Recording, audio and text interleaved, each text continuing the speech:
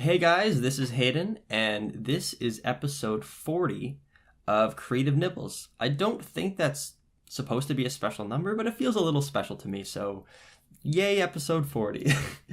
Just before we get into today's topic, I just want to make a small request. If you've been enjoying the series, if you like it, you find it valuable, all I ask is that you share it with someone.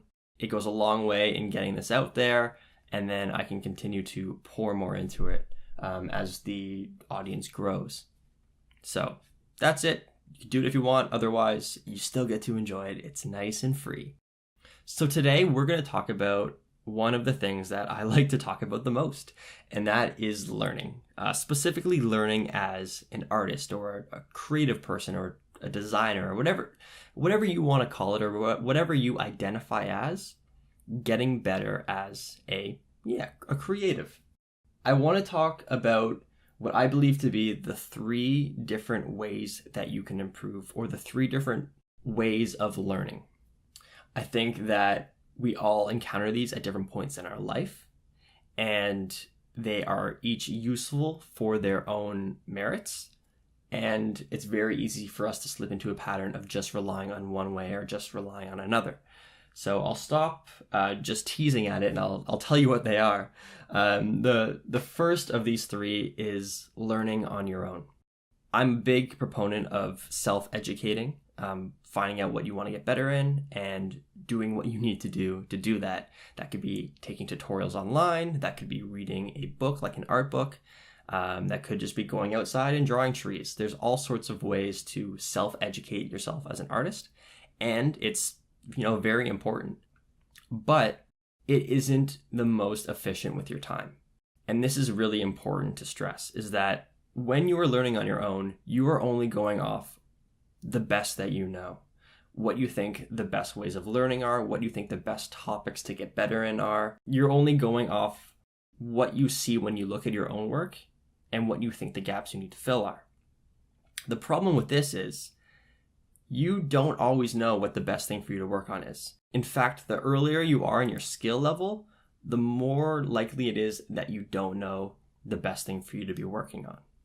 You can look at a piece of your work and say, hey, I really need to work on choosing the right colors, but it could actually be some sort of foundational skill in understanding value relationships, or maybe it's even a composition problem.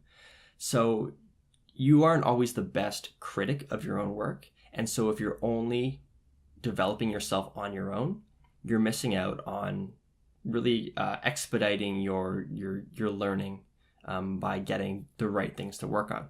So this brings me to the second kind of learning. And I'm going to call this peer learning. And that really is what it sounds like. It's learning with other people. When you're learning around other people, you all of a sudden get all of this critique, all of this feedback from people at different levels in the game, people with different interests and different abilities. And so they're going to be able to look at your work and see all of the things that you don't. They're going to be able to point out your blind spots, say, hey, you actually need to work on anatomy right now. You shouldn't be fussing about with line quality. And they're going to help you steer yourself in the right direction. Another benefit to learning with others is that it energizes you. Sometimes when you're spending so much time working alone, it can get a little lonely. It can feel a little meaningless. And once you get around a group of other people who share similar goals, all of a sudden you're energized. Everybody wants to create. Everybody's cheering on each other. It's a very inspirational way to learn. The third way of learning is with a teacher. And this gets to more of the traditional thing we think of learning something, which is going into a classroom, having a specific expert look at your work, find exactly what you need to work on, and give you exactly what you need to do to get better in it.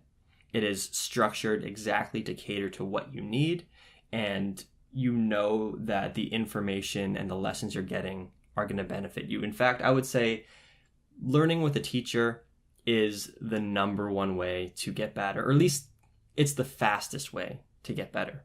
However, as we know, learning with a teacher can be the most expensive route. It can also be quite stressful because we're constantly challenged over and over and over again. And it doesn't really give us always the freedom to work on what we want to work on and what we're most interested in. So those are what I'm calling the 3 different ways of learning. And I think it's important to note that you kind of need all of them in some shape or form. If you're only learning on your own, yes, you can kind of sink time in whenever you want, and you can be very well disciplined, and you can, focus where you need to focus and be very resourceful. But it can be quite lonely. You might not be spending your time the most efficient way that you should be. And it's very easy to get doubtful that you're making meaningful progress.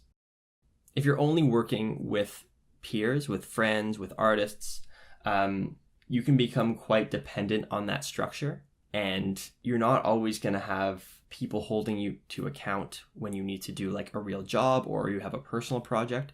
And so if you can only work within that structure, it's not going to serve you in the long run. Also, depending on who your peers are, they might not be able to identify the best things for you. In fact, at some point you might find that you outgrow the group that you're in and you may need to find a new one, or you may find that the information you're getting isn't exactly in line with the kind of work that you want to do. So you have to be very careful when working with peers that it's still putting you in the direction you want to go and not in the direction that they want to go. And then the problem with only working from a teacher is that, again, it can be stressful. It's very, very challenging. And also, you can't always be doing it 24/7. Like, it totally lacks the freedom that working on your own or working with friends can bring. And it also can sap out a bit of individuality.